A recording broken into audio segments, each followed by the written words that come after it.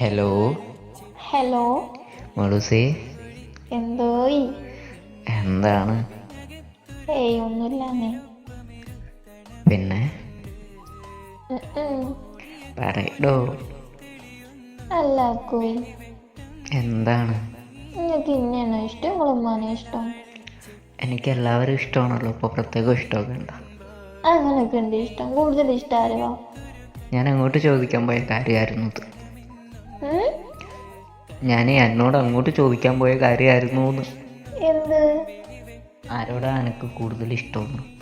എനിക്ക് രണ്ടുപേരോടും ഇഷ്ടമാ.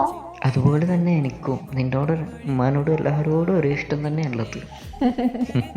ഇപ്പം എന്നാ പറ്റിയ ഈ ചോദ്യം ചോദിക്കാൻ വേണ്ടിയിട്ട്? ചുമ്മാ. ആരെങ്കിലും വല്ലതും പറഞ്ഞോ? ആരൊന്നും പറഞ്ഞിട്ടൊന്നുമില്ല. പറഞ്ഞിട്ടുണ്ടാവും. ആരൊന്നും പറഞ്ഞിട്ടൊന്നുമില്ല കേട്ടോ. പിന്നെ അങ്ങനെ ചിന്തിക്കാൻ തക്കതായ കാരണമൊന്നുമില്ലല്ലോ. ചുമ്മാ നിങ്ങളോട് എന്തെങ്കിലും ചോദിക്കണ്ടേ? എന്നാൽ ഈ ചോദ്യം ചോദിക്കത്തില്ലല്ലോ. എനക്കറിയാലോ ആവശ്യേ. എന്നാ പറ്റി? കാക്കോയി നിങ്ങളെ ഉമ്മ നിന്റെ ചീത്ത പറഞ്ഞു. അപ്പൊ ഞാൻ പറഞ്ഞു നിങ്ങളെ മോനെക്കാടി ഇഷ്ടം വേറെ ആരാണ്ടായിരുന്നു? അല്ല. നിന്നെ ഇഷ്ടമെന്ന് പറഞ്ഞില്ലേ നീ? അതെല്ലാവർക്കും ഞാൻ പറഞ്ഞേ. പിന്നെ എന്താ പറഞ്ഞ ആവശ്യം? നിങ്ങളെ മോനിക്ക് നിങ്ങളെ കാട്ടി ഇഷ്ടം എന്നതാ ഇന്നെന്നും പറഞ്ഞു. ശരിക്കും? നീ അപ്പൊ എന്നോട് പറയണേ അവൻ എന്റെ മോനാണ്, അവനിക്ക് ഉമ്മ കഴിഞ്ഞിട്ടുള്ള വേറെ ആരും. അങ്ങനെ ചെറിയൊരു ഉരസിച്ചിട്ടാണ് അവിടെ അനങ്ങാണ്ടിരുന്നത്. എനിക്ക് തോന്നി കയ്യിൽ മൈലാഞ്ചിയൊക്കെ ഇടാൻ തുടങ്ങിയപ്പോ വീട്ടിലേക്ക് പോകാനുള്ള പുറപ്പാടായിരിക്കും എന്ന്. ഞാൻ പോണൊന്നുമില്ല. ഇങ്ങനൊന്നും പറഞ്ഞാലല്ലേ, നിരാശപ്പെടുത്തല്ലേ. ഞാൻ പോകില്ല. ഞാൻ പോയിട്ട് നിങ്ങൾക്ക് എന്തിനാ? എനക്കൊന്നിനും അല്ല. എനിക്ക് തോന്നി എന്തെങ്കിലും പ്രശ്നം ഉണ്ടായാൽ സാധാരണ പെട്ടെന്ന് ഒരുങ്ങാറാണല്ലോ പതുക്കെ. പതുക്കെ ഒരുങ്ങി ഒറ്റ പൊക്ക പോവും.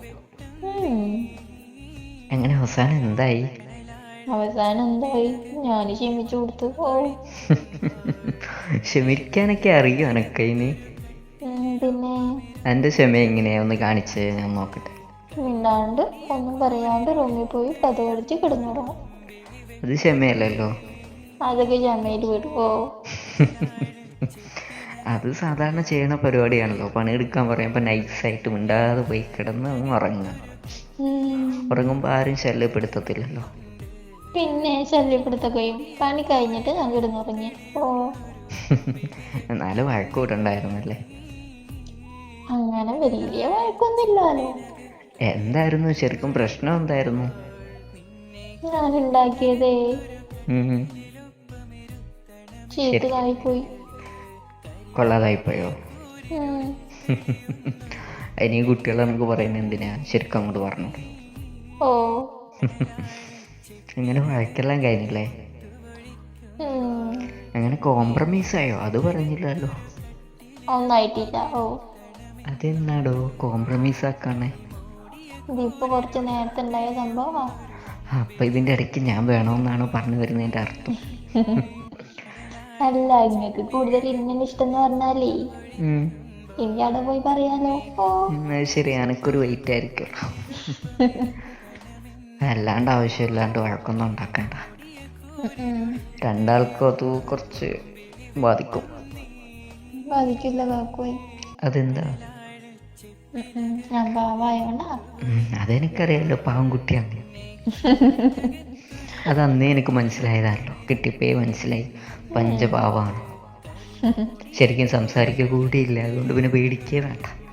നിങ്ങളെ ഉമ്മാക്കൊന്ന് ക്ഷമിക്കായിരുന്നു. എനക്കൊന്ന് ക്ഷമിക്കായിരുന്നു. പ്രായത്തിനെങ്കിലും ബഹുമാനിക്കായിരുന്നു. പ്രായത്തിന് ബഹുമാനിച്ചോണ്ടായി ഞാനൊന്നും മിണ്ടാണ്ട് കിടന്നുറങ്ങി പോയിട്ട്. അതുകൊണ്ട് ഉറക്കമെങ്കിലും കിട്ടിയില്ലേ? ദേഷ്യം അപ്പം മാറിയില്ലേ? ദേഷ്യം മാറി. ഇനി എന്നും ഇങ്ങനെ ചെയ്താൽ മതി എന്നും പറഞ്ഞ എല്ലാ ദിവസവും പോയി കിടന്ന് ഉറങ്ങിക്കളേ കേട്ടോ. എല്ലാ ദിവസവും തല്ലുകൂടിയിട്ട് പോയി കിടന്ന് ഉറങ്ങില്ലേ? നാണക്കേടാണ് കേട്ടോ.